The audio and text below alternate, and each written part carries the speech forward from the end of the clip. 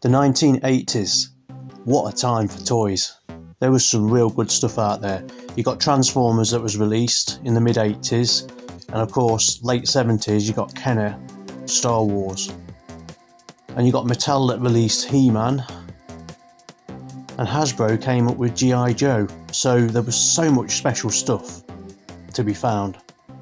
And going to a toy store in the 80s was just a magical experience. You would always write up a list of things that you wanted to your parents. The problem was, your parents sometimes got confused and came back with the wrong toy.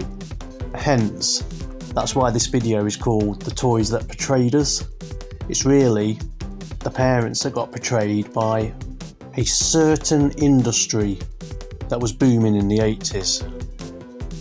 So whilst toy factories like Kenner were working really hard to produce toys for us, you'd got sneaky little companies like Sungold, Mannix, and to some extent Remco producing some of the weirdest bootleg toys out there. So I'm sure that some of you have ended up with some of these in the past.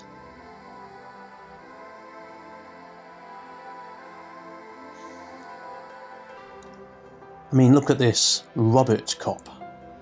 I mean, that is just blatantly obvious. And of course, the famous Uzay line, Turkish company.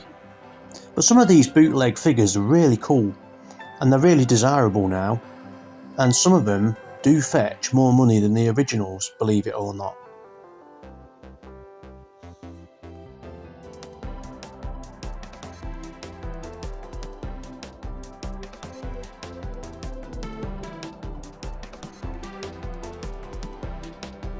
I mean, what Batman fan is not going to want a Super Bat?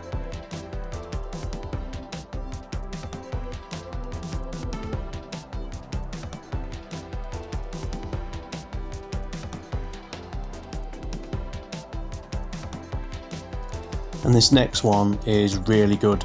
Super Cock. I mean, you'd get arrested if you went in the store and asked for a Super Cock. No, seriously, can you imagine going to the tilt and saying, have you got a Super Cock? Anyway, first bootlegs we're looking at is Masters of the Universe, He-Man. Now this really boomed in the mid 80s, and Galaxy Heroes by Sungold was one of these knockoff lines that did very similar figures to He-Man, just lots of them and lots of different variations. There's Galaxy Fighters too, and there was Galaxy Warriors. And to be honest, I've tried to research and find every single one of these, but it just seems like an endless collection. So the figures are sculpted really well. They come with a sword and a shield, most of them, very similar to He-Man with the muscles and the underwear. And the movements are very similar too, because they were action-matic. I did have a large collection of Galaxy Warriors, but unfortunately I hit difficult circumstances last year and I had to sell nearly all the collection. But they are really cool figures, and there's just so much variety to choose from.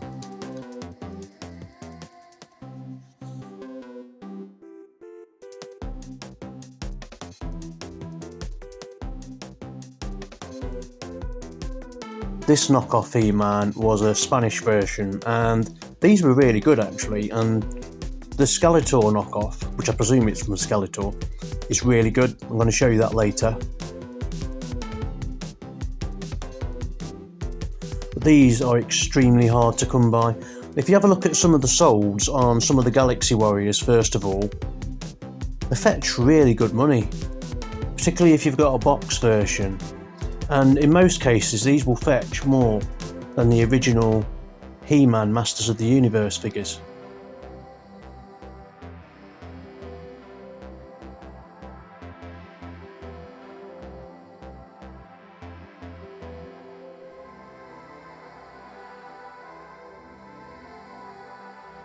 Here's a closer look at some of the Spanish variants, and if you see the detail on them, it's really good. Some of the heads are a little bit questionable, but then again, He-Man was a crazy line. if you have a look at some of the designs, and this figure, I really love this figure, it's really good.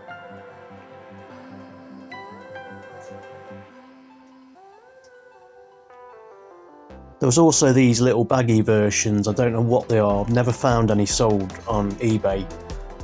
So these look really interesting too, the sort of thing you would have found at the front of the post office for 25p. And this Skull Force figure, absolutely love it. Haven't seen many of them for sale, but they do fetch about 50 to 40 quid, the ones that do go up. G.I. Joe, my favourite toy line of all time. And I've still got a lot of my original G.I. Joe figures, cannot sell them. But these were heavily knocked off too. So there was quite a few knockoffs. Not worth a lot of money, but we're going to look at them now. So first of all, we've got General Patch, which was by Remco. And then we've got American Force. We've got European Force. And we've got Special Force. Action Hero. And the core. Everybody had Lanard, the core figures. And this one here, blatant knockoff, Leatherhead, Special Force. And then we've got this, I think it's a Spanish version, I've never seen any of them for sale. And American Defence Force. These don't really fetch a lot of money, these knockoffs, although I've never found the Spanish version.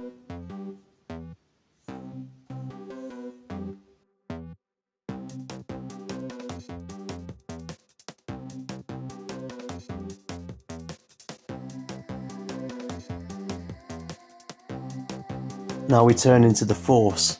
Star Wars was massive in the early 80s, late 70s, and they were knocked off quite a lot. Uzay, this Turkish line, was a really cool knockoff of Star Wars, and I'm going to look through all the figures now. Well, not all of the figures, but some of the figures they released, because they're really good. Obviously we've got a Hoth Trooper there, painted blue. And we've got the famous guy with the remote control, the Imperial Gunner. We've got the Storm Trooper, if that's how you say it. So all of these have just got really weird spellings. Emperor's Royal Guard, rather. What do we got next? Chewbacca. Spelt slightly differently, of course. Then we've got the Death Star droid.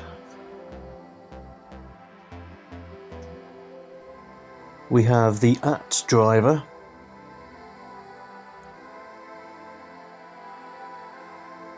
And we've got Sea Freep. I think I missed a few words there on that one.